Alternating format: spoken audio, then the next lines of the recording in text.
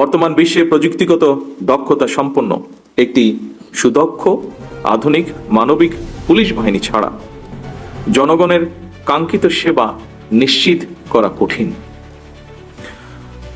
বর্তমান গণতান্ত্রিক সরকার এই কঠিন কাজটি শুরু করেছে। সুতরাং সাধ্য সামর্থ্যের সবটুকু দিয়েই সরকার আপনাদের চাওয়া পাওয়াগুলো অবশ্যই ইতিবাচকভাবে বিবেচনা করবে। উপস্থিত পুলিশ কর্মকর্তা এবং সদস্যবৃন্দ, ফ্যাসিবাদ মুক্ত বাংলাদেশে গত 12ই ফেব্রুয়ারি অনুষ্ঠিত অবাধ, সুষ্ঠু এবং নিরপেক্ষ নির্বাচনে আপনারা সারা দেশে যথাযথভাবে দায়িত্ব পালন করেছেন। আপনাদেরকে গণতান্ত্রিক আমি জনগণের পক্ষ থেকে আমি জানাই অভিনন্দন। এর মাধ্যমে প্রমাণিত হয়েছে অবশ্যই পুলিশের পক্ষে নিরপেক্ষভাবে দায়িত্ব পালন সম্ভব। তবে ফ্যাসিবাদী শাসন আমলে দেশের জনগণ ভিন্ন চিত্রও দেখেছে। আমি এ বিষয়ে বিস্তারিতভাবে বলতে চাই না কিছু। বাংলাদেশ যেন আর কখনোই ফ্যাসিবাদ শাসনে ফিরে না আসে, আসুন আজকের এই 2026 পুলিশ সপ্তাহে এটি হোক আমাদের অঙ্গীকার। দেশের আইন শৃঙ্খলা পরিস্থিতির উন্নয়ন এবং জানমালের নিরাপত্তা বজায় রাখা বর্তমান সরকারের সর্বোচ্চ অগ্রাধিকার। ফ্যাসিবাদী সরকার নিজেদের হীন দলীয় স্বার্থে পুলিশ বাহিনীকে জনগণের মুখোমুখি দাঁড় করিয়েছিল। সেই অন্ধকার সময় পেরিয়ে এখন সময় এসেছে নতুনভাবে এগিয়ে যাবার। আমি মনে করি জনগণের বিশ্বাস অর্জন এবং সেই বিশ্বাস বজায় রাখাই পুলিশের সামনে বর্তমান বড় একটি চ্যালেঞ্জ। পুলিশের কাজ একটি, দুষ্টের দমন আর শিষ্টের লালন। জনগণের সঙ্গে পুলিশের সম্পর্ক হবে আইনগত এবং মানবিক। জনগণের সঙ্গে পুলিশের সম্পর্ক হোক আস্থা এবং নির্ভরতার।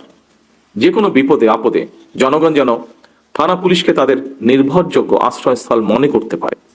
আপনাদের কাছে আমাদের এটুকুই চাওয়া। দেশে বর্তমান জনগণের ভোটে জনগণের কাছে দায়বদ্ধ একটি গণতান্ত্রিক সরকার প্রতিষ্ঠিত হয়েছে। এই সরকারের কাছে জনপ্রত্যাশা, যা অন্যান্য বক্তা উল্লেখ করেছেন তাদের বক্তব্যে, জনগণের প্রত্যাশা অনেক বেশি। বর্তমান সরকার যে জনগণের কাছে দায়বদ্ধ সরকার, আপনাদের কার্যক্রমে যেন সেটি প্রতিফলিত হয় সেটিও নিশ্চিত করা কিন্তু আপনাদের দায়িত্ব। আমরা বলে থাকি জনগণ রাষ্ট্রের মালিক। জনগণ যদি মালিক হয় তাহলে এই মালিক যখন বিপদে পড়ে থানায় যায় সেখানে তারা আপনাদের আচরণে যেন কিছুটা হলেও রাষ্ট্রের মালিকানা অনুভব করতে পারেন, সেটি নিশ্চিত করা আপনাদের দায়িত্বের অংশ বলে আমি মনে করি। আপনাদের আমাদের সকলের মনে রাখা দরকার, আইনি সহায়তা পেতে সাধারণ মানুষ প্রথমেই থানায় আসেন, পুলিশের সহায়তা চান। বিপদে না পড়লে মানুষ থানায় যায় না। সুতরাং থানায় যাওয়ার পর তার বিপদ কমবে, মানুষের মনে এমন ধারণা তৈরি হওয়া অত্যন্ত জরুরি। আপনারা অবশ্যই যে কোনো বিষয়ে আইনগত পদক্ষেপ নেবেন, তবে সেখানে যদি মানবিকতার ছোঁয়া থাকে তাহলে আপনাদের কারণে সরকারের সাফল্যগুলো জনমনে ইতিবাচক প্রভাব ফেলবে।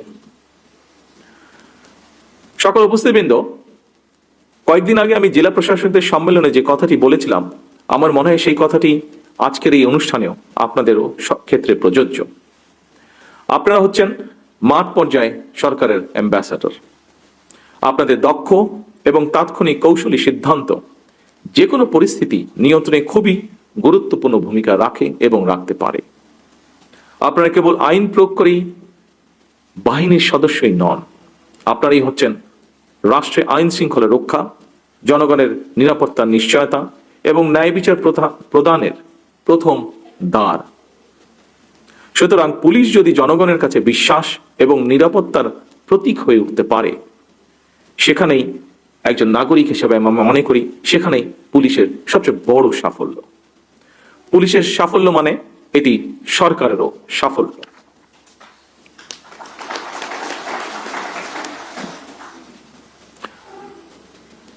উপস্থিত পুলিশ কর্মকর্তা এবং সদস্যবৃন্দ, আমার বক্তব্য স্পষ্ট। পুলিশ প্রশাসন কোনো দলের নয়। বিধিবদ্ধ আইন অনুযায়ী পুলিশ প্রশাসন পরিচালিত হবে। কোনো নিরপরাধ মানুষ যেন হয়রানির শিকার না হন তা নিশ্চিত করা অবশ্যই আপনাদের দায়িত্ব। আমরা থানাগুলোর পরিবেশ এমনভাবে করতে চাই, যা আইজি সাহেব ওনার বক্তব্যে উল্লেখ করেছেন, যেন একজন মানুষ কোনো মাধ্যম ছাড়াই সরাসরি থানায় গিয়ে নির্ভয়ে তার অভিযোগ জানাতে পারেন এবং একই সাথে প্রতিকারও পেতে পারেন। জনগণের সহযোগিতা ছাড়া দেশের আইন শৃঙ্খলা রক্ষা করা কঠিন। এ কারণেই পুলিশের জন্য জনগণের আস্থা অর্জন অত্যন্ত জরুরি। কমিউনিটি পুলিশ এবং ওপেন হাউস ডে এর মতন জনমুখী উদ্যোগের মাধ্যমে, যা মাননীয় স্বরাষ্ট্রমন্ত্রী তার বক্তব্যে উল্লেখ করেছেন, যা জনগণকে পুলিশি কার্যক্রমে সম্পৃক্ত করার প্রচেষ্টা অব্যাহত থাকুক। জনগণের সঙ্গে পুলিশের আস্থার সম্পর্ক তৈরি হলে অপরাধ নিয়ন্ত্রণ সহজ হবে বলে আমি বিশ্বাস করি। বাল্য বিবাহ, নারী ও শিশু নির্যাতন কিংবা চুরি ডাকাতি, দাঙ্গা হ্যাঙ্গামা ফ্যাসাদের মতন সমাজে চলমান প্রথাগত অপরাধমূলক কার্যক্রমগুলোর পাশাপাশি শুধু আমাদের দেশেই নয়, বিশ্ব জুড়েই বেড়ে চলেছে সাইবার ক্রাইম। অপরাধীরা অনলাইন প্ল্যাটফর্ম ব্যবহার করে নতুন নতুন কৌশলে অপরাধ সংগঠিত করছে, যা আপনাদের জানা বিষয়টি। বিশেষ করে সাইবার বুলিং এর মাধ্যমে নারীদের জন্য অশান্তির কারণ হয়ে দাঁড়িয়েছে সাইবার বুলিং। এসবের পাশাপাশি সংঘবদ্ধ অপরাধ, কিশোর গ্যাং, আর্থিক জালিয়াতি সহ নানা ধরনের অপরাধ প্রবণতাও বিরাজমান। সাধারণ মানুষ প্রতিনিয়ত এসব অপরাধের শিকার হচ্ছেন। দেশে মাদক এবং অনলাইন জুয়ার ব্যাপারেও জনমনে উদ্বেগ রয়েছে। আমি মনে করি আইনের কঠোর প্রয়োগের মাধ্যমে মাদক সরবরাহকারী এবং মাদকের উৎসমূল টার্গেট করে মাদক নিয়ন্ত্রণে পুলিশকে কার্যক্রম চালানো জরুরি। মাদক, সন্ত্রাস ও দুর্নীতির বিরুদ্ধে আমাদের সরকারের অবস্থান পরিষ্কার। আমরা এ সকলের সাথে কম্প্রোমাইজ করতে চাই না।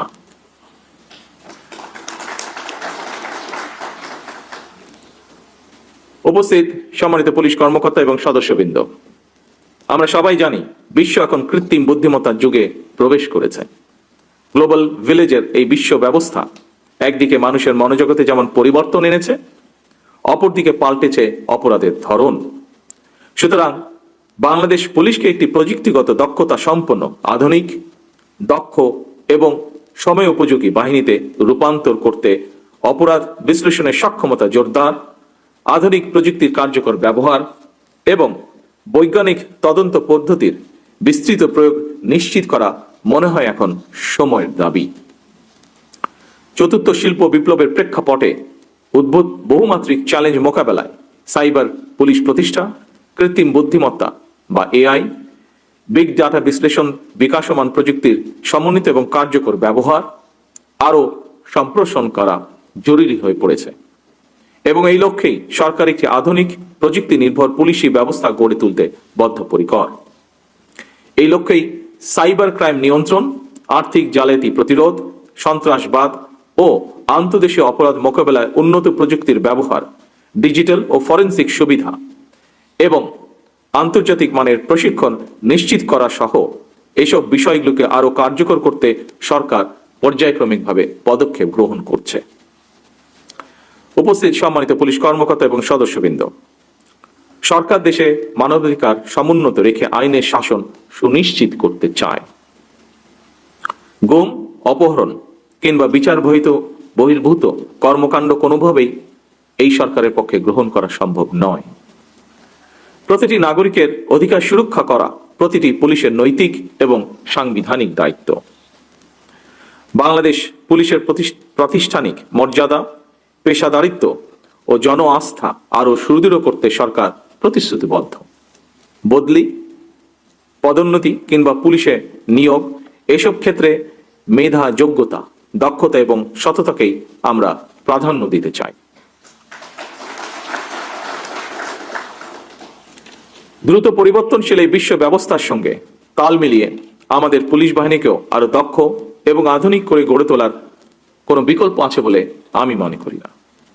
এই লক্ষ্যে পুলিশ সদস্যদের জন্য আধুনিক প্রশিক্ষণের পাশাপাশি তাদের আবাসন সংকট সমাধান, মানসম্মত চিকিৎসা সুবিধা নিশ্চিত করা, রেশন এবং ঝুঁকি ভাতা সহ বিভিন্ন ক্ষেত্রে সুযোগ সুবিধা বাড়ানোর বিষয়গুলো সরকারের বিবেচনার ভিতরে রয়েছে।